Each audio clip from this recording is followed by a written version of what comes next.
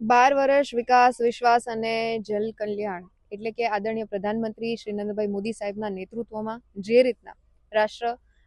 વિકાસશીલ તરફથી વિકસિત ભારત બનવા જઈ રહ્યું છે ત્યારે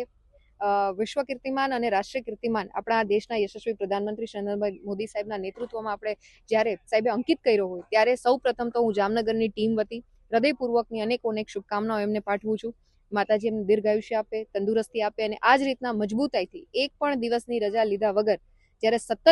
એઓ દેશની સેવામાં સમર્પિત થઈ અને આગળ વધી રહ્યા હોય ત્યારે આજના આ દિવસે લોક ભાગીદારી સાથે સ્વચ્છતા અભિયાનની વાત હોય, વૃક્ષારોપણની વાત હોય, સાથે સાથે ધાર્મિક સ્થળો ઉપર પણ સ્વચ્છતા અને મહાઆરતીનું આયોજન કરવામાં આવ્યું છે. હું જામનગરની જનતાને ખૂબ હૃદયપૂર્વકની અપીલ કરું છું, વિનંતી કરું છું કે આ પ્રકારના અભિયાનો ફક્ત એક દિવસ નહીં પરંતુ 365 દિવસ ચાલનારા અભિયાન છે. જેમ આપણને આપણું ઘર સ્વચ્છ ગમે છે એવી જ રીતના આપણો મહોલ્લો, આપણું મંડળ, આપણું જિલ્લો અને આપણું રાજ્ય પણ ક્યાંક સ્વચ્છતા તરફ અગ્રેસર થાય. અને ગુજરાત તો પહેલેથી જ 2 દાયકાઓથી જ્યારે મોડલ સ્ટેટ તરીકે આ રાષ્ટ્રને આગળ વધારવામાં સતત સહયોગ આપી રહ્યું હોય, આદરણીય મુખ્યમંત્રીશ્રીના નેતૃત્વમાં અગ્રેસર થઈ વિકસિત ગુજરાતથી વિકસિત ભારતની પરિકલ્પના છે. ત્યારે આ પ્રકારના અભિયાનમાં પ્રાકૃતિક સંવર્ધનની વાત હોય, ક્લાઇમેટ ચેન્જમાં પણ ગુજરાત અગ્રેસર થતું હોય અને સ્વચ્છતા અભિયાન કરી અને ક્યાંક આપણે જનભાગીદારીથી જોડાઈ અને આપણે આ દેશનું સ્વચ્છતા તરફ આગળ વધારવા માટે એક કદમ જ્યારે શીર્ષસ્થ નેતૃત્વ દ્વારા આપણા બધાની વચ્ચે રાખવામાં આવ્યું. કેમ કે વિશ્વના પ્રથમ એવા લીડર કે જેમણે હંમેશા એક સામાન્ય નાગરિકની જેમ આ દેશની ચિંતા કરી છે, એક પરિવારના મોભીની જેમ આ દેશની ચિંતા કરી છે, પોતે સ્વચ્છતા અભિયાનમાં જોડાય, વૃક્ષારોપણ જેવા કાર્યક્રમમાં જોડાય અને આપણને માર્ગદર્શિત કર્યા હોય ત્યારે આપણી પણ એક મોરલ રિસ્પોન્સિબિલિટી બને છે, એક ફરજ બને છે કે આ દેશના જાગૃત નાગરિક તરીકે આપણે આ પ્રકારના અભિયાનમાં ભાગીદારી પણ ક્યાંક ને ક્યાંક લેવી જોઈએ. અને આ ઉપરાંત ગરીબોની વાત હોય, વંચિતોની વાત હોય, માતૃશક્તિની વાત હોય, યુવા વર્ગની વાત હોય કે ખેડૂત ભાઈઓની વાત હોય, એ 4 પિલર્સને પણ ક્યાંક ને ક્યાંક ન્યાય આપી અને સતત આવાસ યોજનાના માધ્યમથી, ફ્રી અનાજ અને રાશનના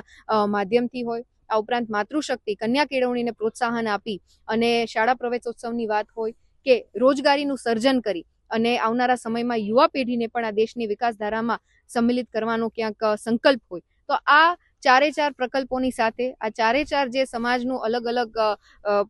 પ્રતિકાત્મક જે આધાર સ્તંભો છે એને સતત અગ્રેસર રહી અને દેશનું સુકાન જ્યારે ભાવિ પેઢી સંભાળવાની હોય તો દેશને એ રીતના તૈયાર કરીએ કે જે વિકાસશીલમાંથી વિકસિત રાષ્ટ્ર બની શકે. એના માટે સતત આપણા આદરણીય પ્રધાનમંત્રી શ્રી મહેનત કરે છે. ખંતથી આપણને બધાને સહકાર આપી અને સતત ચિંતા કરી અને આગળ વધતા હોય ત્યારે હું પુનઃ દેશનું શીર્ષસ્થ નેતૃત્વ અને ગુજરાતને તો એમાં સવિશેષ બહોળો લાભ થયો છે કે સતત 2 દાયકાથી એમના નેતૃત્વનો લાભ મળ્યો હોય અને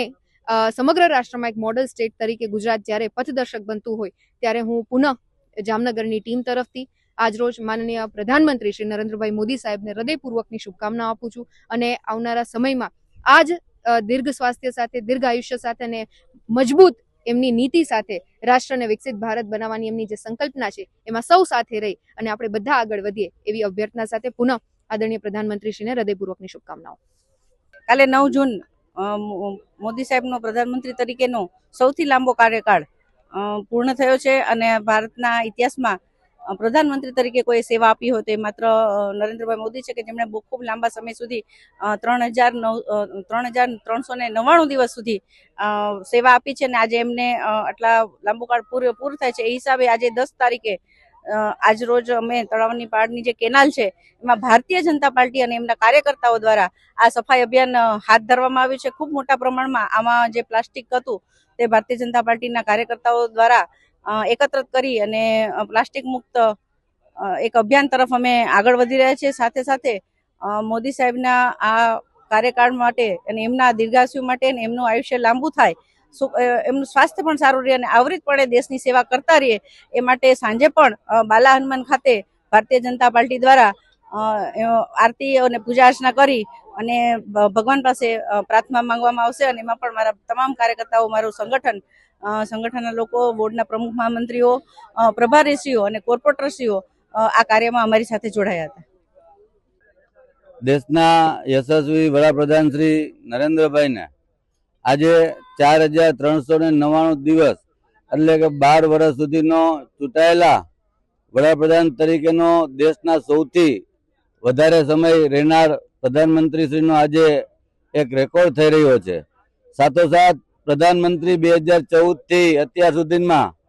દેશની અંદર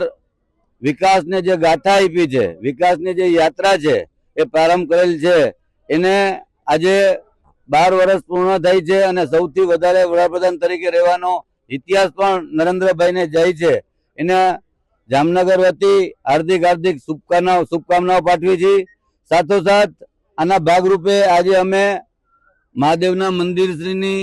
સફાઈની કામગીરી, પછી જામનગરનું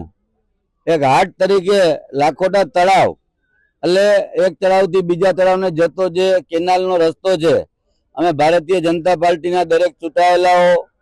દરેક સંગઠનના કાર્યકર્તાઓ સાથે, મારી સાથે માનનીય મેયરશ્રી છે, માનનીય ડેપ્યુટી મેયરશ્રી છે, સાથોસાથ દરેક કોર્પોરેટરો, સંગઠનના કાર્યકરો આજે આ તળાવની પણ અમે સફાઈ કરી રહ્યા છીએ કે જે 2 કલાક જેટલો શ્રમદાન આપી પણ આ સફાઈની અંદર અમે જોયું તો વધુ ભાગે પ્લાસ્ટિકનો જથ્થા નીકળી આવે છે. જામનગરની જનતાને પણ અપીલ કરીએ છીએ કે આપણું આ રણમલ લેક છે, આપણું આ તળાવ છે, એ આપણું છે, એની અંદર કચરો અને પ્લાસ્ટિક ના ફેંકો એવી પણ અમે અપીલ કરીએ છીએ. સાથોસાથ આજે આપણું જામનગરનું ઐતિહાસિક મંદિર એટલે બાલા હનુમાન મંદિરે સાંજે 7 વાગે સમગ્ર 79 વિધાનસભા દ્વારા આજે મહાઆરતીનું આયોજન કરેલ છે. તેની અંદર પણ સર્વેને જોડાવા માટે અપીલ કરીએ છીએ અને આ મહાઆરતી દ્વારા ભગવાન બાલા હનુમાનજી નરેન્દ્રભાઈને આવા સ્વસ્થ રાખી અને દેશ માટે ઐતિહાસિક કામો કરતા રહીએ અને 2047 સુધીમાં વિકસિત ભારતની જે કલ્પના છે એ સાકાર કરે એ હેતુસર દરેકને મારી ફરીથી પ્રધાનમંત્રીશ્રીને ખૂબ શુભેચ્છાઓ.